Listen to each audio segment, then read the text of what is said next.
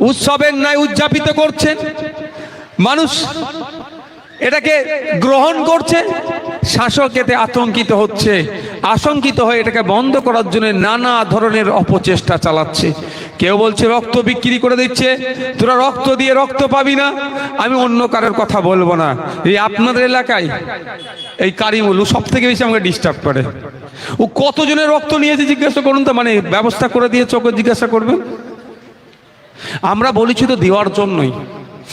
অনেকে ভুল বোঝাচ্ছে, কার্ড দিচ্ছে না, হ্যান দিচ্ছে না, ত্যান দিচ্ছে না। আর আমি একটা কথাই বলবো আপনাদেরকে, আপনি রক্ত দিয়েছেন, বিপদে আপদে আপনার পাশে রক্ত নিয়ে আমাদের কারিমুল দাঁড়াতে পারছে কি পাচ্ছে না এটা মিলিয়ে নেবেন। আর কিছু আপনাদের দরকার আছে? যারা রক্ত বলছে বিক্রি করে দিচ্ছে, তারা মুখে বলছে, কিন্তু তাদেরকে বলছি রক্ত বিক্রি করলে আইনের ধারাতে কেস খেতে পারবো আমি।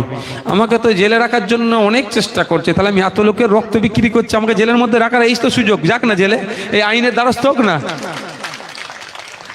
ব্যাপারটা হচ্ছে তারা পারবে না, তারা আমাদের সাথে প্রতিযোগিতায় পেরে উঠতে পারছে না।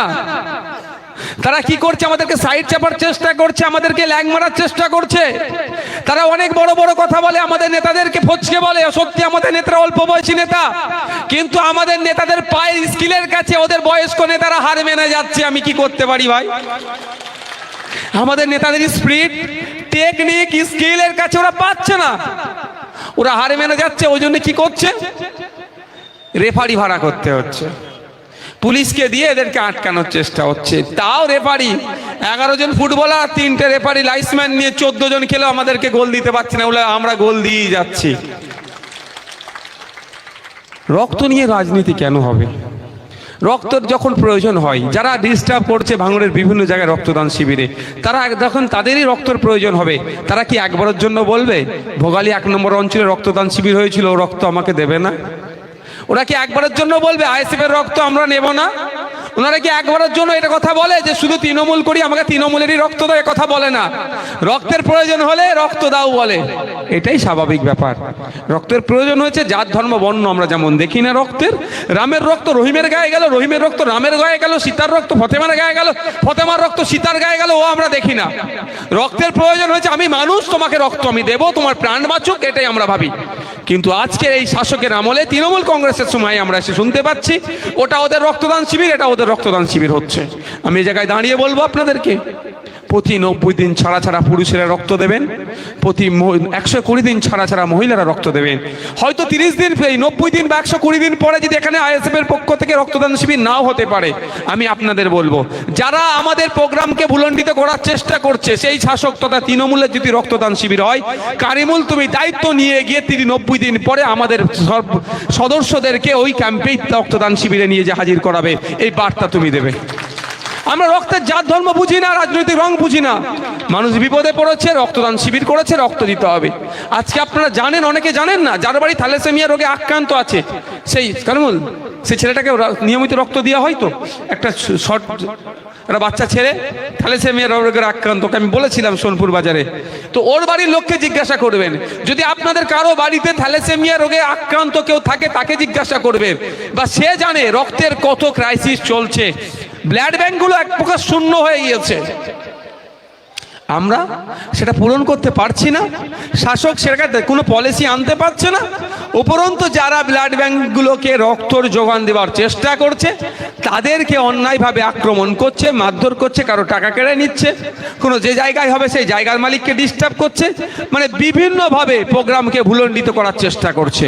আমি এই জায়গায় দাঁড়িয়ে আমি আহ্বান করছি, আমি এই জায়গায় দাঁড়িয়ে বলছি, আজকের বিগত দিনে বলেছি, আজকেও বলছি, এই রক্তদান শিবিরে যারা ডিস্টার্ব করেছে বিভিন্ন জায়গায় ভাঙড়ের, যারা ডিস্টার্ব করেছে, তাদেরও যদি কোনো সময় রক্তের প্রয়োজন হয় আমাদের সাথে যোগাযোগ করবে। আপনার পরিচয় গোপন রেখে নির্দ্বিধায় আপনাদেরকে আমরা রক্তের ব্যবস্থা করে দেব। এটা আইএসএফ, এটা বিকল্প রাজনীতি। এটার সাথেও বলবো, আইএসএফ এর পক্ষ থেকে ভাঙড় বিধানসভায় টানা 10 দিন রক্তদান শিবির হচ্ছে। তৃণমূল কংগ্রেসের বিরোধিতা না করে তৃণমূলের কাজ হবে খুব টানা 20 দিন রক্তদান শিবির করুক। বুঝতে পারছেন না? এই চ্যালেঞ্জটা ছুড়ছি, করুক তো দেখি। করবে কি করে? তাদের এই ওরা জানে ফুটবল খেলা দিলে লোক ভিড়বে, কারণ ফুটবল ভক্ত। আমারও যদি টাইম থাকে তৃণমূল খেলা দিচ্ছে তো কি হবে, আমি একটু চৌকি মেরে দেখি না খেলাটা কেমন হচ্ছে, তাই তো নাকি? ওই ভিড় ওরা করাবে। রক্তদান শিবির করাক তো টানা 20 দিন, মানুষের লাভ হবে তো, কিন্তু এটা করছেন, এটা অপদার্থতার মতো কাজ করে যাচ্ছে। যে এইগুলোকে বন্ধ করে আপনাদের বলবো, আপনারা যারা উপস্থিত হয়েছেন আপনাদের জ্ঞাতার্থে আপনাদেরকে জানাচ্ছি, প্রতি 90 দিন ছাড়া রক্তদান করলে আপনার শরীরের অনেক মারাত্মক ব্যাধি থেকে আপনি মুক্ত থাকতে পারেন। ক্যান্সার রোগের কথা আমরা শুনতাম আগে, অমুক জায়গার একজনের ক্যান্সার হচ্ছে, এখন দেখুন খুঁজলে ঘরের পাশে ক্যান্সার রোগী হয়ে যাচ্ছে। কিভাবে ভয়ঙ্করভাবে ছড়িয়ে পড়ছে, বাচ্চা থেকে বড় কোনো বাদ যাচ্ছে না যে ক্যান্সার রোগে আক্রান্ত হয়ে যাচ্ছে। মেডিকেল সায়েন্স বলছে কেউ যদি প্রতি 90 দিন ছাড়া রক্ত দেয় নিয়মিত, তার ক্যান্সার রোগের সম্ভাবনা কমে যাচ্ছে। তাহলে রক্ত দিলে আপনার স্বাস্থ্য ভালো থাকবে। স্ট্রোকে হয়ে অনেকে মারা যাচ্ছেন, অনেকে বিকলাঙ্গ, স্ট্রোক হলে শারীরিকভাবে আর সক্ষম থাকছে না। মেডিকেল সায়েন্স বলছে কেউ 90 দিন বা মহিলাদের ক্ষেত্রে 120 দিন ছাড়া যদি নিয়মিত রক্তদান করে, তাহলে তার স্ট্রোক হয়ে সম্ভাবনা কমে যায়। পৃথিবীর 5টা ভয়ঙ্কর রোগের মধ্যে কিন্তু এই দুটো রোগ আছে, একটা হচ্ছে ক্যান্সার আর একটা স্ট্রোক। স্ট্রোক হয়ে মারা যাওয়ার অনেকে যাচ্ছে, অনেকে বেঁচে থাকছেন, কিন্তু খোঁজ নিয়ে দেখুন যারা বেঁচে আছে, বেঁচে থাকার মধ্যে 70% মানে শারীরিকভাবে আর সক্ষম থাকছে না। এর থেকে কাটিয়ে উঠতে গেলে যেমন আর 5টা ফর্মুলা আছে, সহজ ফর্মুলা হচ্ছে প্রতি 90 দিন ছাড়া আপনি রক্তদান করুন। রক্তগুলোকে সেখানে ট্রান্সফার করুন অন্যের বডিতে, তাহলে আপনার নতুন রক্ত জন্মাবে, আপনার কোষ ভালো থাকবে, আপনি বিপদ মুক্ত থাকবেন, রোগ মুক্ত থাকবেন। তাই রক্তদান করলে যেমন সম্প্রীতির বার্তা যায়, রক্তদান করলে ঐক্যের বার্তা যায়, রক্তদান করলে সৌহার্দ্যের পরিবেশ তৈরি হয়, রক্তদান করলে মুমূর্ষ রোগীর প্রাণ বাঁচতে পারে, রক্তদান করে থ্যালাসেমিয়া রোগে যারা আক্রান্ত তাদের রক্তের যে প্রয়োজন হয়, রক্তটা কিছু আমরা পূরণ করি। ঠিক একইভাবে রক্তদান করলেও নিয়মিত আপনার স্বাস্থ্য ভালো থাকবে। তাই বন্ধুগণ, আপনাদের কাছে অনুরোধ করব, অনেক সময় আমরা দেখেছি অনেক রাজনৈতিক দলের পক্ষ থেকে রক্তদান শিবির হয়, অনেক ক্লাবের পক্ষ থেকে হয়, অনেক এনজিওর পক্ষ থেকে হয়, অনেক ধর্মীয় সংগঠনের পক্ষ থেকে হয়। আমি আপনাদের কাছে অনুরোধ করব, যারা ব্লাড দিতে ইচ্ছুক, আমি অনুরোধ করব যারা এখনো ভয় পান যে রক্ত দিলে কি হবে, রক্ত দিলে বেশি কিচ্ছুই হয় না, খুব বেশি 18 থেকে 22 দিন সময় লাগে, আপনার ওই রক্তটা পরিপূর্ণ হয়ে যায়। রক্ত দিলে আপনার কিছু ক্ষতি হবে না। রক্ত দিলে আপনি যেমন অন্যের প্রাণ বাঁচাতে সহযোগিতা করছেন, প্রাণ বাঁচতে পারে, ঠিক একইভাবে রক্ত দিলেও কিন্তু আপনার স্বাস্থ্য ভালো থাকবে। তাই আপনাদের অনুরোধ করব, প্রতি 90 দিন ছাড়া আপনাদের সামনে যে রক্তদান শিবির হবে, কোনো ধর্মীয় পরিচয় দেখার দরকার নেই, কোনো রাজনৈতিক পরিচয় দেখার দরকার নেই, আপনারা নির্দ্বিধায় আপনাদের রক্তগুলো সেখানে দেবেন, অন্যের প্রাণ বাঁচাতে সহযোগিতা করবেন এবং নিজেরও স্বাস্থ্যের কথা মাথায় রাখবেন। এটা হবে তো নাকি ভাই? আপনাদের বলছি, 90 দিন পরে যদি তৃণমূলের কোনো জায়গায় রক্তদান শিবির হয়, আপনারা নির্দ্বিধায় আইএসএফের যেই পদে থাকুন না কেন নিজে গিয়ে দেবেন, আমাদের কোনো অবজেকশন থাকবে না। এই সমাজ ব্যবস্থা আমরা চাইছি। আর এখন কি হচ্ছে, চাচা ভাইপো কাকা ভাইপোতে লড়াই লাগিয়ে দিচ্ছে। আচ্ছা, আপনারা গ্রামে বুথে এলাকায় বসবাস করেন, আপনাদের কাছে আমি কটা বাজে, ওরে বাবারে আমার, হ্যাঁ এক জায়গাতে প্রোগ্রাম করে এখানে আসতেছি আবার। আচ্ছা, আপনাদের বলুন, আপনারা কোনোদিন দেখেছেন কুণাল ঘোষের সাথে দিলীপ ঘোষের হাতাহাতি লড়াই হতে, মোহাম্মদ সেলিমের সাথে ফিরাদ হাকিমের হাতাহাতি লড়াই হতে, সুজন চক্রবর্তীর সাথে আপনার পার্থ ভৌমিকের হাতাহাতি লড়াই হতে, অভিষেক ব্যানার্জির সাথে অধীর রঞ্জন চৌধুরীর হাতাহাতি লড়াই হতে, মমতা ব্যানার্জির সাথে শুভেন্দু অধিকারী হাতাহাতি লড়াই হতে কোনোদিন দেখেছেন? একটু জোর গলায় বলুন। দেখিনি, আর আমরা দেখতেও চাই না। আমরা কি দেখেছি? দুটো জিনিস দেখেছি ভয়ঙ্কর ভাবে। একটা, তারা লড়াই কি করে, মিডিয়ার মাধ্যমে, মাইকের মাধ্যমে, টিভির মাধ্যমে লড়াই করে। একে বলে আমি দেখে নেবো, ওকে বলে দেখে নেবো, কিন্তু হাতাহাতি কাউকে লড়তে দেখি না, সব মিডিয়ার মাধ্যমে লড়াই করে। কিন্তু আবার একটা কি দেখেছি, যে মমতা ব্যানার্জি শুভেন্দু অধিকারীকে গাদ্দার ফাদ্দার বলে, যে শুভেন্দু অধিকারী মমতা ব্যানার্জিকে বলে তুমি কম্পার্টমেন্টাল মুখ্যমন্ত্রী, বারবার কথা বলে, মানে তোমাকে আমি পরাজিত করেছি, কিন্তু তারাও দিনের শেষে এক জায়গায় বসে চা খেতে দেখেন না আপনারা? গত বছরের বিধানসভায় মমতা ব্যানার্জি শুভেন্দু অধিকারীকে ডেকে, মহাশয়কে ডেকে চা খাওয়াচ্ছে, আপনারা দেখেননি? সুজন চক্রবর্তী, পার্থ চ্যাটার্জি, আরো বিভিন্ন দলের নেতারা এসি ঘরের মধ্যে বসে আছে এক জায়গায়, আপনারা দেখেননি? কুণাল ঘোষ, দিলীপ ঘোষ, আপনার সুকান্ত মজুমদার জন্মদিনের কেক কাটছে এক জায়গাতে, তাদের মধ্যে মারামারি হানাহানি নাই। আমি বলছি না তারা মারামারি করুক, আমিও সৌজন্যতা রাজনীতিকে পছন্দ করি, আমিও মানুষকে সৌজন্যতার কথা বলি আর আগামী দিনে বলে যাব। আমার বক্তব্য এখানে, তারা যদি একটা এসি ঘরে বসে এক জায়গায় বসতে পারে, তাহলে ভোগালিতে চাচা ভাইবো, কাকার ছেলে, জ্যাঠার ছেলে আলাদা দল করেছে বলে কেন মাথা ফাটাফাটি করছে ভাই? বলুন মায়েরা, আপনাদের স্বামীদেরকে বলবেন, আইএসএফ করলে বলবেন, তৃণমূল করলে বলবেন, বিজেপি করলে বলবেন, কংগ্রেস করলে বলবেন, সিপিএম করলে বলবেন, যার ইচ্ছা করুক। মায়েরা আছেন, অনেকে আওয়াজ যাচ্ছে, বাপেরা আছেন, আপনারা ভাবুন, বড় নেতারা এসি ঘরে বসে এক জায়গায় চা খাচ্ছে, এসি ঘরে বসে জন্মদিনের কেক কাটছে, কে বিজেপি, কে তৃণমূল, কে আইএসএফ, কে কংগ্রেস, কে সিপিএম, সেখানে লড়াই নয়। লড়াইটাই সেই ভোগালীর মধ্যপাড়াতে এসে, বুথে এসে লড়াইটা কেন হবে? নিজের মনকে একবারে প্রশ্ন করছেন না যে কাদের জন্য বলছেন? দিদিমণি জিন্দাবাদ বলছেন আর বিজেপির আইএসএফ এর কর্মীর পা ভাঙছেন। দিদিমণি জিন্দাবাদ বলছেন বলে সিপিএম এর কর্মীর পা ভাঙছেন। ওখানে সিপিএম এর বড় নেতা আর তৃণমূলের বড় নেতা এক জায়গায় বসে চা খাচ্ছে, আর আপনি পা ভাঙার জন্য যার কার ক্ষতি করলেন? আপনার জ্যাঠার ছেলের ক্ষতি করলেন, আপনার কাকার ছেলের ক্ষতি করলেন, আপনার চাচার ছেলের ক্ষতি করলেন। ক্ষতিগ্রস্ত আপনার বুথের লোক হলো, কেস খেলেন আপনি, জেলে গেলেন আপনি, বা জামিন করালেন আপনি। ক্ষতিগ্রস্ত দিনের শেষে কারা হচ্ছে? বলুন না, বুথের লোক হচ্ছে। বড় নেতারা ও টিভির সামনে বসে পা নাড়িয়ে নাড়িয়ে সন্ধ্যাবেলায় আপনাদেরকে গরম করার জন্য বড় বড় ভাষণ দিচ্ছে। আপনারা শুনলে অবাক হয়ে যাবেন। অনেকে যে টিভির সামনে বসলেন, আবার ফেস ওয়াশ কি বলে ওটাকে বলে না, হলো না, সব মেকআপ করে বসে। আমি সত্যি কথা বলছি, আমি এরকম বসতে গেছি, কোনো এতে একজন আসে বললো তাহলে আপনাকে একটু মেকআপটা করিয়ে দিই। আমার তখন জীবনের প্রথম অভিজ্ঞতা হলো এটা। আমি তার মানে বলছি না, একটু ঠিকঠাক করে দিই। আমরা এরকম হয় তাহলে? বললো হ্যাঁ এরকম হয়। তো সন্ধ্যাবেলায় মেকআপ টেকআপ করে নিয়ে বসে আপনাকে আর ওনার সাথে আমার মধ্যে লড়াই লাগিয়ে দিচ্ছে। যদি আমি করতে দিই, আমি দেখো ফাটাফুটি যা আছে ওতেই চলে যাবে, অসুবিধা নেই, আমাকে মেকআপ করার দরকার নেই, আমি নাটক করতে এখানে আসিনি, আমি মানুষের কথা বলতে এসেছি। তবে সবাই নয়, এরকম অনেকে মেকআপ করে বসে। যেটা বলছিলাম, তারা সন্ধে হলে মিডিয়ার মাধ্যমে লড়াই করছে, আর আপনারা সন্ধে হলে তারা আমাদেরকে লাগিয়ে দিচ্ছে। হাতাহাতি লড়াই করে কার বাড়িতে বোম মারবো, কার নামে মিথ্যা কেস দেবো, কাকে অ্যারেস্ট করাবো, এই কাজে আমরা নিয়োজিত আছি।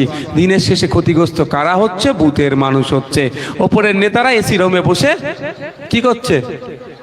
হাওয়া খাচ্ছে, চা খাচ্ছে। আমি আপনাদের বলবো, ওপরের নেতারা যেমনভাবে চলছে, নিচের নেতাদেরকে একইভাবে চলতে হবে। আজকের পর থেকে কেউ যদি আপনাদেরকে এরকম হিংসার কথা বলে, আপনার তাকে সবসময় তাদেরকে প্রত্যাখ্যান করবেন। দেখবেন ওপরের নেতারা কি করছে। ওপরের নেতারা যদি মার খায়, আপনি বলবেন আপনার চার খা খাবো, এরকমভাবে বলবেন। ওপরের নেতারা সব দলের কথা বলছি, বিশেষ করে শাসকের কথা বলছি। দাদা দিদি বললো অমনি মারতে চলে গেলেন, সাবধান থাকুন, এটা মনে রাখবেন। বকটিয়ার ঘটনাটা একটু শুনুন। যারা শাসকে আছেন ভাবছেন পুলিশ আজকে কিছু বলছে না, কিন্তু আইএসএফ কিন্তু প্রত্যেকটা বিষয় মেল করে রাখছে, প্রমাণ হিসাবে রাখছে। আজকে পুলিশ আপনাদের হয়ে অনেক কথা বলছেন, আপনাদের হয়ে আপনাদের অন্যায়টাকে প্রশ্রয় দিয়ে আইএসএফকে ডিস্টার্ব করছে।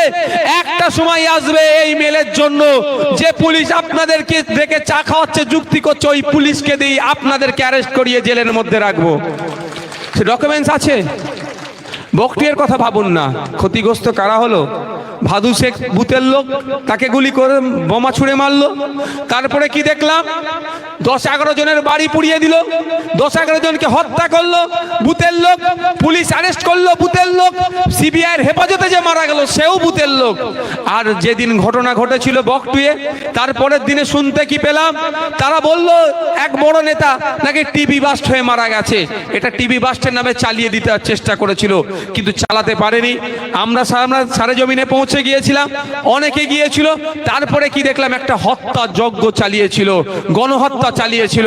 তারপরে পরেই মমতা ব্যানার্জি আসরে নামলো, এটাকে ড্যামেজ কন্ট্রোল করার জন্য তিনি ওখানে চলে গেলেন। তিনি ওখানে গিয়ে কি বললেন, আনারুল শেখ যদি পুলিশকে না আটকাতো এ ধরনের ঘটনা ঘটতো না। এটা কত ভয়ঙ্কর কথা বলেছে জানেন? দুটো বিষয় হচ্ছে, প্রথম বিষয় তার দলের বড় নেতাগুলোকে এটা থেকে কাটিং করে দিল, মানে কেটে দিল, আর কোনো সম্পর্ক রাখলো না, আনারুল পর্যন্ত বিষয়টাকে আটকে দিল, আর দল দায়িত্বটা ঘাট থেকে নামিয়ে দিল। দ্বিতীয় কথা বলছি, আপনার পাড়াতে এই ধরনের অনেক আনারুল আছে না? থানার সাথে একটু ভালো সম্পর্ক রাখে, তো আনারুলদের ক্ষমতা আছে পুলিশ আটকানোর? আছে কি?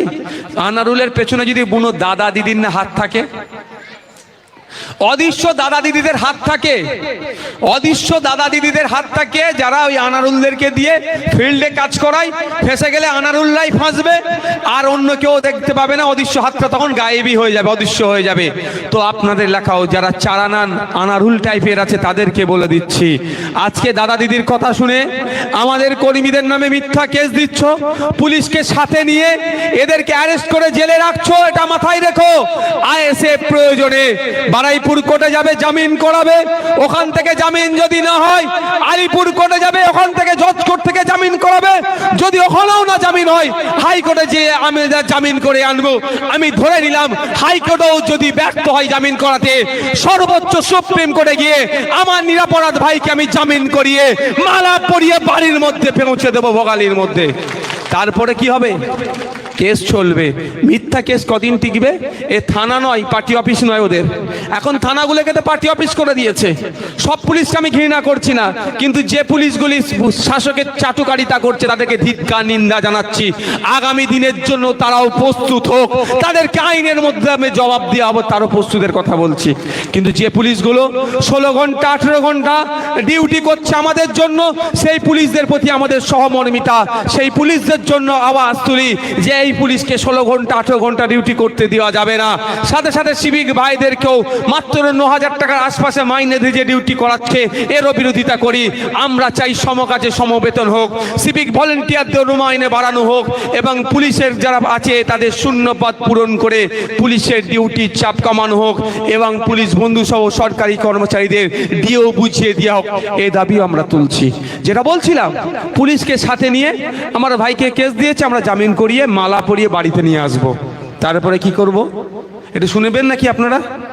যারা মিথ্যা কেস দিয়েছে তাদেরকেও শুনিয়ে দেবেন, তারা অলরেডি খবর পেয়ে গেছে, ক্যামেরার মাধ্যমেও তারা শুনে নেবে, তাদেরকেও শুনিয়ে দেবেন আপনারা। মিথ্যা কেস ভাই কোর্টে কি হবে? এভিডেন্স। নানি দাদির গল্প চলে না তো? ও ঠাকুরমা ওটা বলেছিল, দাদি ওটা বলেছিল, দাদু ওটা বলেছিল, বড় চাচা এটা বলেছিল, জ্যাঠা ওটা বলেছিল, ওসব কোর্টে চলে না। তোমার ঘরে চলবে, খুব বেশি হলে থানাগুলোকে পার্টি অফিস করেছো, ওখানে চালাতে পারো। কোর্টে ওগুলো চলে না। কোর্টে কি চলে? এভিডেন্স। তো আমার ভাইয়ের নামে মিথ্যা কেস দিয়েছো, এভিডেন্স দিতে পারবে? হবে না, স্বাভাবিক ভাই। মিথ্যা কেস দিলে এভিডেন্স কি করে পাবে ভাই? 2 বছর, খুব বেশি হলে 4 বছর পরে আমার ভাইকে আমি কি করব? মুক্ত করব কোর্টের মাধ্যমে, বাইজ্জাত বাড়ি করব, কেস ডিসমিস করব। তারপরে কি চুপ করে বসে যাব নাকি? ও আমার দ্বারাই হবে না। আইএসএ 5 টাকার পেনের এমন খোঁচা দেবে, ও জ্বালা AK-47 গুলির থেকেও ভয়ঙ্কর হবে। ও জ্বালা সহজে মিটবে না। আমরা কি করব? আমাদের লয়ারকে দিয়ে আমার যে ভাইয়ের নামে মিথ্যা কেস দিয়েছে তার সম্মানহানি হয়েছে, তার মানহানি হয়েছে, আমরা মানহানি মামলা ঠুকবো সে ব্যাটার বিরুদ্ধে যে দাদা দিদির কথা শুনে আমার ভাইদের নামে মিথ্যা কেস দিয়েছে। 2 রকমভাবে মানহানি হয়, একটা সিভিলে হয়, একটা ক্রিমিনালে হয়। একটা আর্থিক ক্ষতিপূরণের জন্য হয়, আর একটা জেল জরিমানা হয়। সময়ে অ্যাডভোকেটদের সাথে কথা বলে তার নামে মামলা ঠুকবো। এখন যারা আমাদের নামে মিথ্যা কেস দিয়ে, আমাদের ভাইদের নামে মিথ্যা কেস দিয়ে জামিন করিয়েছে, কেউ বাড়িতে বাইরে থেকে, যাদেরকে জেল খাটিয়েছে, প্রস্তুত থাকো, আগামী দিন আসছে, আমরা তোমার নামে মানহানি মামলা ঠুকবো। জেল খাটবে কি টাকা কোর্ট যেটা নির্ধারিত করবে সেটা দিয়ে হবে, তার জন্য এখন থেকে প্রস্তুত নিয়ে নাও। তখন কোনো দাদা দিদি তোমার পাশে আর থাকবে না। যদি মনে করে দাদা দিদি থাকবে, তো তাদের একটু স্মরণ করিয়ে দিতে চাই। অনুব্রত মণ্ডল বাঘ বাঘ করে তো খুব চিৎকার করছিল। বাঘ এখন তিহার জেলে আছে, বাঘকে বার করার জন্য কোনো পরিকল্পনা নিচ্ছে তো? ও তো একটা অঞ্চল, এ তো অঞ্চলের একটা বুথের প্রেসিডেন্ট, হয়তো আমাকে আমার ভাইকে ডিস্টার্ব করছে। ও তো একটা জেলার প্রেসিডেন্ট ছিল উনি, ওনাকে বার করার জন্য দেখতে পাচ্ছি না কাউকে। শুধু বার করা নয়, করুণ কাহিনী শুনুন একটু। ওনার মেয়ে দুঃখ করে শোনাচ্ছেন, ওনার অ্যারেস্ট হয়ে যাওয়ার 1 মাস পর্যন্ত রাজ্য স্তরের কোনো নেতা ওনার পরিবারের সাথে, মেয়ের সাথে যোগাযোগ করেনি। এতটুকু বলেনি যে বা তোর বাপ এখন অ্যারেস্ট হয়ে আছে, তুই কেমন আছিস, এতটুকু কথা বলার সৌজন্যটা পর্যন্ত করেনি তার দলের অত বড় নেতার ক্ষেত্রে। আপনার পাড়ার যারা চারানার নেতা ভাবছে দিদি দাদার কথা শুনে অনেক হয়ে যাব, তার পরিবারের উদ্দেশ্য বলছি। একটু অনুব্রত মণ্ডলকে দেখুন, জেলার প্রেসিডেন্ট, সে ছাড় পাচ্ছে না, তার পাশে দল ঠিক মতো দাঁড়াচ্ছে না, 1 মাস তার দল তার পরিবারের সাথে যোগাযোগ করেনি। তাহলে আপনার স্বামী, আপনার পুত্র, আপনার পিতা যেভাবে আইএসএফ এর উপরে অন্যায়ভাবে অত্যাচার করছে, আগামী দিনে কিন্তু আমরা আইনের মাধ্যমে ছাড়বো না। তখন কোনো দাদা দিদিকে পাবেন না, তখন লাস্টে হয়তো আইএসএফ এর কাছেই আসতে হবে, যে হাতে পায়ে ধরতে হবে, ভাই কেসটা তুলে না। তো এখন থেকে সেই সৌজন্যতা রাজনীতি করুন। আপনার যে দল ভালো লাগছে করবেন, আমাদের যে দল ভালো লাগছে করব। মানুষের কাছে যাব, আপনিও যাবেন, আমিও যাব। মানুষ যাকে ভোট দেবে সে জিতবে, যে হেরে যাবে, যে জিতবে তার কাজে ভুল হলে ভুলটাকে ধরিয়ে দেবে। এটাই তো। জ্যোতিপ্রিয় মল্লিক উত্তর 24 পরগনার বড় নেতা ছিল, রাজ্যের মন্ত্রী ছিল, খাদ্য সরবরাহ মন্ত্রী ছিল, এখন হচ্ছে আপনার উনি বন দপ্তরের মন্ত্রী। তিনি অ্যারেস্ট হওয়ার সময়, অ্যারেস্ট হওয়ার আগে পর্যন্ত মমতা ব্যানার্জি কি বলেছিল খেয়াল আছে? খেয়াল আছে আপনাদের? ও সুগার আছে, হ্যান আছে, ত্যান আছে, অনেক কথা বলেছিল তো। এখন কি সুগার কমে গেল নাকি? হ্যাঁ, এখন মমতা ব্যানার্জির মুখে আর কোনো ওনার কথা শুনেছেন? শুধু কথা শোনা নয়, এই 22 তারিখে বিধানসভার মধ্যে পুষ্প প্রদর্শনী হয়, জানেন? ফুলের মেলা হয়, মেলা হচ্ছে। যদি ওটা সম্পূর্ণ স্পিকার স্যারের এখতিয়ারে থাকে, সেখানে একটা ইনভাইটেশন কার্ড হয়েছে শুনলাম মিডিয়ার মাধ্যমে, সেখানে বনমন্ত্রীর কোনো নাম নেই, যেটা ইন্ডিপেন্ডেন্ট চার্জে যিনি আছেন, পূর্ণমন্ত্রীর নাম নেই, প্রতিমন্ত্রীর নাম আছে। অর্থাৎ জ্যোতিপ্রিয় বাবুর নাম আস্তে আস্তে কাটতে শুরু হয়ে গেছে। যদি জ্যোতিপ্রিয় মতো মন্ত্রীর মতো অত বড় নেতাকে দল পাত্তা না দেয় ফেঁসে গেলে, আপনার বুথের যারা চারানার নেতা আছে তারা ফাঁসলে কি দল তার পাশে থাকবে? তো যদি পাশে থাকে, বারাইপুর জেলে যারা ঘুরে এসছে তাদেরকে বলছি, আমি বারাইপুর জেলেও ঘুরে এসেছি, সেন্ট্রাল প্রেসিডেন্সি জেলেও ঘুরে এসেছি। আমি ওখানে গিয়ে কথা বলেছি, অনেককে আমি জামিনও করানোর জন্য উকিলও দিয়ে দিয়েছি, যারা তৃণমূলের হয়ে একসময় ওই পাড়ার চারানার নেতার মতো কাজ করতো, পাড়ার চারানা নেতার মতো কাজ করতো। আমাকে ধরে হাউ হাউ করে মানে কাঁদছে, আমাদের কর্মীদের কাছেও কাঁদাকাটা করেছে। ওর সাথেও তো অনেকজনের সাথে কথা হয়েছে, তারা তৃণমূল করেছে, এখন অ্যারেস্ট হয়ে গেছে। দল আর দেখেনি, তাদের বাড়ির লোক নেতার বাড়ি গেলে দূর করে হাঁকিয়ে দিচ্ছে। হয়েছে তো নাকি? আমার সাথে ওকে বলেছে, আমি তাদেরকে বলেছি যখন ইন্টারভিউ করতে আসে আমার ফোন নম্বর দিয়ে এসেছিলাম, আমাকে ফোন যোগাযোগ করতে বলবে। অনেককে যোগাযোগ করেছে, আমরা সমাধান করার চেষ্টা করছি, আগামী দিনেও করব। কিন্তু বলছি যেটা, ফেসে গেলেও তৃণমূল দল পাশে থাকবে না। দলের মহাসচিব পার্থ চ্যাটার্জি মহাশয়, দলের শৃঙ্খলা কমিটির চেয়ারম্যান পার্থ চ্যাটার্জি মহাশয় জাগো বাংলা পত্রিকার সাথে ভালোভাবে যুক্ত ছিল, আপনার বিভিন্ন পদে ছিল, তৃণমূলের গুরুত্বপূর্ণ পদে ছিল। তিনি অ্যারেস্ট হয়ে গেল, 1 বছর হয়ে গেল, এখনো পর্যন্ত কোনো ভালো কথা শুনলাম না তার পক্ষে, দলের পক্ষ থেকে। উপরন্ত কি শুনছে, বারবার বলছে ও পার্থর বাবুর ব্যাপার, পার্থবাবু বুঝে নেবে, দল জানে না। চুরিটা যখন করেছিল উনি একা করেছিল, ও অর্গানাইজ ওয়েতে চুরি হয়েছে, টপ টু বটম পর্যন্ত, অল্প কিছু বাদে দুর্নীতিগ্রস্ত, টাকার ভাগ পেয়েছে।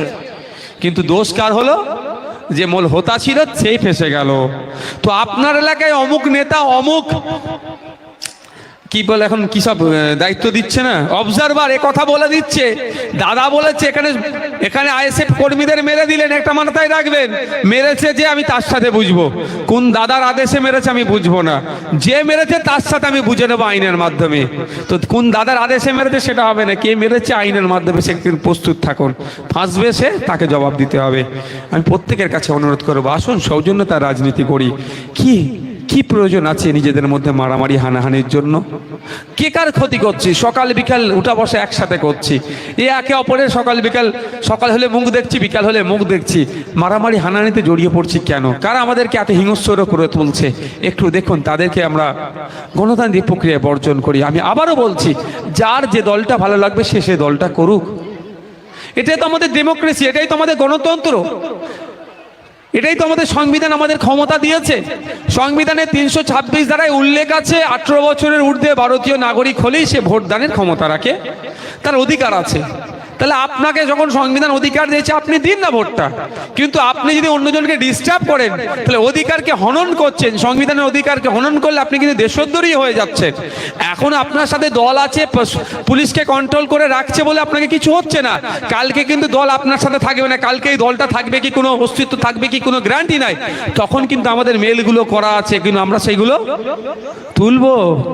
ডায়েরি এখন কাজ হচ্ছে না, কাগজের ফাইল আমাদের রেডি করে রাখা আছে, ঠিক সময় বুঝে আমরা তুলবো। তখন কিন্তু আপনাকে আর কোনো পুলিশ, কোনো দাদা দিদি আপনাকে আর আইনের হাত থেকে বাঁচাতে পারবে না।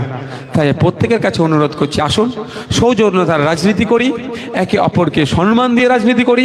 পাড়ার মুরব্বী যারা আছে আজকে তারা ভয়ে কথা বলতে পারছে না, নাই অন্যায় কথাটা বলতে পারছেন। একটা সময় ছিল পাড়ায় কিছু অন্যায় সংগঠিত হলে বয়স্করা সেটা সমাধান করে দিত।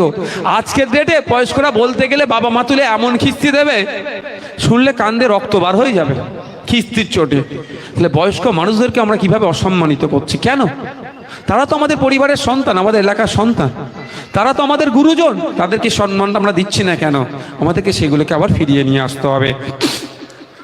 ভাই অনেক বললাম, সকলে ভালো থাকবেন, সুস্থ থাকবেন। শেষ করবার আগে আমি 3টে বিষয় আপনাদেরকে বলি, আর একবার সজাগ করব যে দেখুন আমরা আমাদের অধিকার পাচ্ছি না কেন? আমরা অনেক অধিকার থেকে বঞ্চিত। এই রক্তদান শিবির করা আমাদের কাজ নয়, রক্তের যোগান দেওয়া সরকারের কাজ। আমাকে রক্তের জন্য হন্য হয়ে ঘুরতে হবে না, ওটা রক্তের জন্য সরকার আমার জন্য প্যাকেট নিয়ে বসে থাকবে, রক্তের প্যাকেট নিয়ে। এটা সরকারের কাজ, কারণ মৌলিক অধিকারের মধ্যে স্বাস্থ্যের অধিকারের কথা বলা আছে। স্বাস্থ্য ব্যবস্থা সরকারকে ঠিকঠাক প্রোভাইড করতে হবে, দিতে পারছে না সরকার আমাদেরকে। আমি জানি না বলে আমাকে রক্তদান শিবির করে করতে হচ্ছে, বা আমাকে রক্ত দামে কিনতে হচ্ছে। রক্ত 2000-3000 কেন আপনি কিনবেন? রক্ত কেনা বেচা দুটোই কিন্তু অপরাধ হয়ে যাবে। তাই আপনাদের বলবো এগুলো আওয়াজ তুলুন, রাষ্ট্রকে বলুন, রাজ্যকে বলুন, তুমি ভোটের সময় বলছো আমার সব করে দেবে, আমার যখন রক্তের প্রয়োজন হচ্ছে আমাকে কেন 3000 টাকা দিয়ে রক্ত কিনতে হচ্ছে? এই আওয়াজটা তুলুন। আমি আপনি অধিকার সম্পর্কে জানি না বলে আপনাকে আমাকে যে যা বুঝাচ্ছে বুঝে নিচ্ছে। আমি আপনাদের বলবো অধিকার সম্পর্কে সচেতন হতে হবে। সংবিধান আমাদের কি কি অধিকার দিয়েছে সেটা আমাকে নিজেকে জানতে হবে। যদি আগামী কোনোদিন সময় পাই, আপনারা যেরকমভাবে সহযোগিতা করছেন, আমাদের পক্ষে তো আমাদের পার্টি ভাই তোলা তুলে তো আর চলে না। যদি সম্ভব হয় আমরা কিছু হলেও ভাঙড় বিধানসভায়, যদি আপনারাও এগিয়ে আসেন আমাদের সহযোগিতা করেন, আমরা ঐক্যবদ্ধ হয়ে ভাঙড় বিধানসভায় সংবিধান ও বিতরণের ব্যবস্থা করব, যদি আপনারা আমাদের সহযোগিতা করেন। তারপরে বলবো আমরা যারা আছি, ভারতবর্ষ একটা ডাইভার্সিটি, এটাই আমরা গর্ব করে সারা পৃথিবীকে বলতে পারি আমরা যে দেশে বসবাস করি। যারা ধর্মেতে বিশ্বাসী নয় তারাও এই দেশে মাথা তুলে বাঁচবে, যারা ধর্মতে বিশ্বাসী তারাও মাথা তুলে বাঁচবে। একদিকে পুজো হবে, একদিকে ঈদের নামাজ হবে। এটাই তো আমাদের ভারতবর্ষ, এটাই তো আমাদের কালচার। কেউ কাউকে ডিস্টার্ব করবে না। কিন্তু দেখুন আজকে কি হচ্ছে, ধর্ম পালনে ডিস্টার্ব হচ্ছে, কেউ কি খাদ্য খাবে তাতে ডিস্টার্ব হচ্ছে, অনেক বিষয়ে সমস্যা হচ্ছে। যেটা বলছিলাম আমাদের ধর্মচরণের স্বাধীনতা সংবিধানের মধ্যে দেওয়া আছে। আমি আপনাদের বলবো যে কথা বলার জন্য বলছিলাম, আমরা যারা ধর্মে বিশ্বাসী, ধর্মগ্রন্থ দেখবেন প্রত্যেকের বাড়িতে আছে। যারা ইসলাম ধর্মের বিশ্বাসী, কোরআন, হাদিস বা ফতোয়া ফারাজের কিতাব বাড়িতে আছে। যারা হিন্দু ধর্মে বিশ্বাসী, রামায়ণ, মহাভারত, গীতা বা বিভিন্ন ধর্মগ্রন্থ আছে। যারা খ্রিস্টান ধর্মের অনুসারী, বাইবেল আছে। বিভিন্ন ধর্মের যে বিশ্বাসী তাদের ধর্মগ্রন্থ আছে। যেমন বাড়িতে রাখি, মাঝে মধ্যে আমরা সেটাকে অধ্যয়ন করি, সেটাতে জ্ঞান রেখে মানব জীবনে অ্যাপ্লাই করার চেষ্টা করি, ভালো মানুষ হওয়ার চেষ্টা করি। কারণ ধর্মগ্রন্থগুলো আমি মনে করি খারাপের কোনো বার্তা দেয় না, ভালোবাসার বার্তা দেয়, ঐক্যের কথা বলে, সম্প্রীতির কথা বলে, মানুষকে মানব সেবার কথা বলে। হয়তো সেন্টেন্স আলাদা আলাদা হতে পারে, হয়তো ব্যাখ্যাটা আলাদা করে দেওয়া আছে। প্রত্যেক ধর্ম দিনের শেষে শান্তির কথা বলে, মানবতার কথা বলে, কোনো ধর্ম হানাহানির কথা বলে না।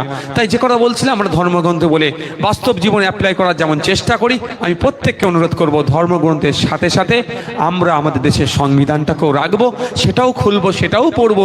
আমাদের অধিকার কি আছে আমি নিজে জানবো। নওশাদ সিদ্দিকী বলছে কতটা সত্য কি মিথ্যা, ওটাও পরীক্ষা আপনাকে করে নিতে হবে। আপনাদের বাড়িতে একটা করে সংবিধান রাখুন, এই অনুরোধ আপনাদেরকে আমি করছি।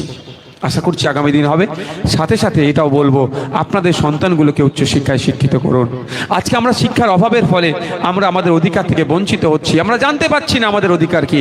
আমরা যদি পর্যাপ্ত পরিমাণে আমাদের শিক্ষায় শিক্ষিত হতে পারতাম, তাহলে আমাদেরকে এই দিন দেখতে হতো না, আমরা আমাদের অধিকার বুঝে পেতাম।